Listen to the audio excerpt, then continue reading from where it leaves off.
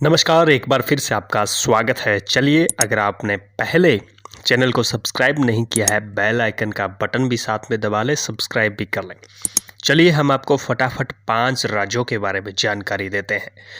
अब 5 राज्य कौन-कौन से हैं? बंगाल, असम, केरल, तमिलनाडु और पांडिचेरी।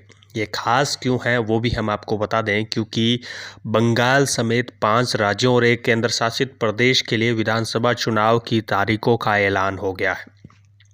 अब सबको 2 मई का इंतज़ार है, क्योंकि इसी दिन मतगणना होगी और इसी को लेकर काफ़ी ओपिनियन पोल ने अपने ओपिनियन दिए हैं।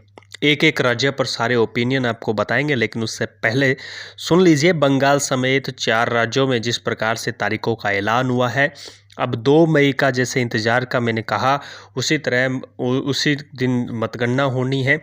और वहीं हम आपको बता दें, ऐलान के साथ ही चुनाव आचार संहिता भी उन 5 राज्यों में लागू हो चुकी है।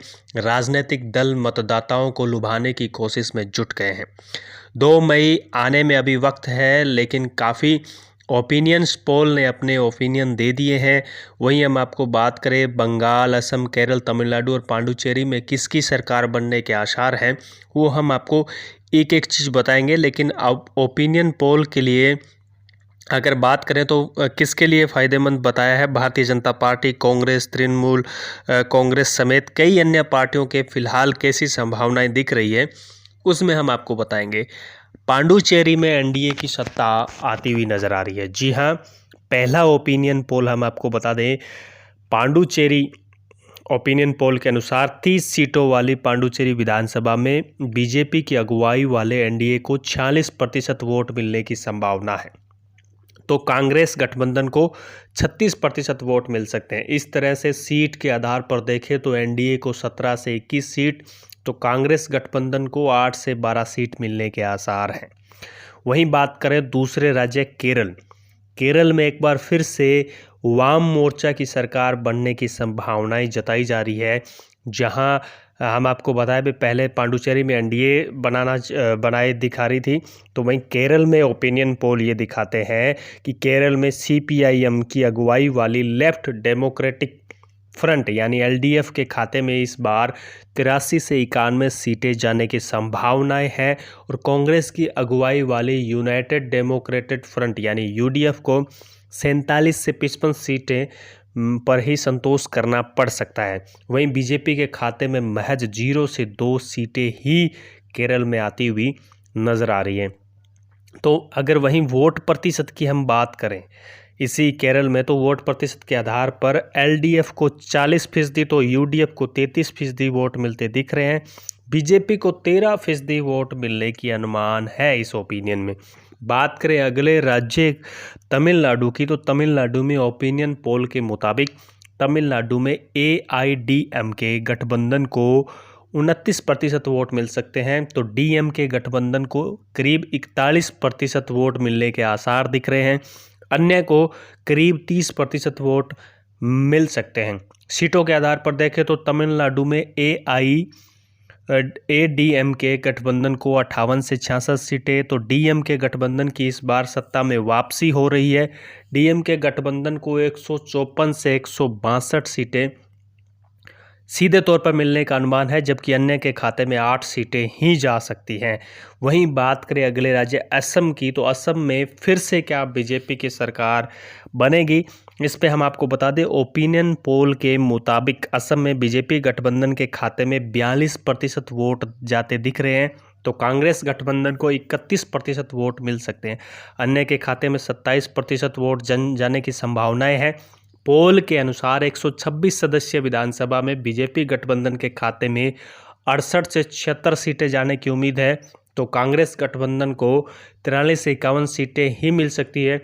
असम में विधानसभा की 126 सीटें हैं और सदन में बहुमत के लिए 64 सीटें चाहिए। इस तौर पर बीजेपी गठबंधन जो है यहाँ पर जीतती हुई नजर आ रही है। वहीं बात करें बंगाल की बात करें तो बंगाल में सीटों के आधार पर बात करें तो ममता बनर्जी की अगुवाई वाली टीएमसी एक बार फिर से राज्य की सत्ता में लौटती दिख रही है।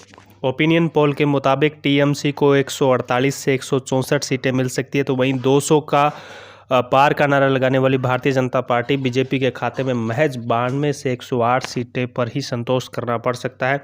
लेफ्ट और गठबंधन के खाते में 31 से 39 सीटें ही जाती हुई नजर आ रही है। वोट प्रतिशत की अगर बात करें तो 294 विधानसभा सीटों वाले पश्चिम बंगाल में टीएमसी को 43%, तो बीजेपी को 38%, और वहीं कांग्रेस और लेफ्ट गठबंधन को महज 13% वोट मिलने के आसार है। जबकि बंगाल में 2016 में विधानसभा चुनाव में टीएमसी ने 211 सीटों पर विजय हासिल की थी। कांग्रेस लेफ्ट ने 76 सीटें और बीजेपी को महज 3 सीटें और अन्य ने 2 सीटें जीती थी। ये था आज का पूरा ओपिनियन पोल 5 राज्यों का। अगर लगातार हमारी अपडेट पाना चाहते हैं तो चैनल को सब्सक्राइब करके बेल आइकन का बटन ज़रूर दबा दें। लगातार चुनाव परिणाम तक हम आपको लगातार ओपिनियन, एग्जिट पोल और सट्टा बाजार दिखाते रहेंगे।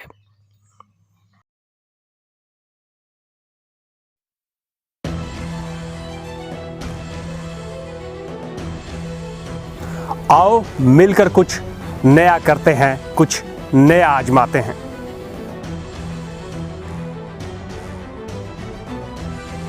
सवाल उसी से होगा जिसे पूछा जाना जरूरी है, सवाल का जवाब भी वो ही देगा।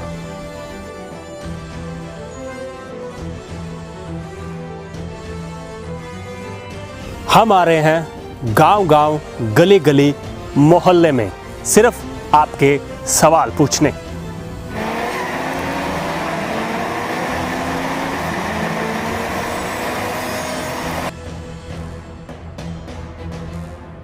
सवाल वो होंगे जो आपसे जुड़े मुद्दों से होंगे और सवाल भी पूछे जाएंगे।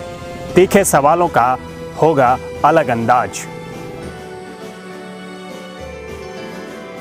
देखना ना भूलिएगा मेरे साथ यानी कुलदीप शर्मा के साथ मुद्दे आपके, जवाब हम तलाशेंगे।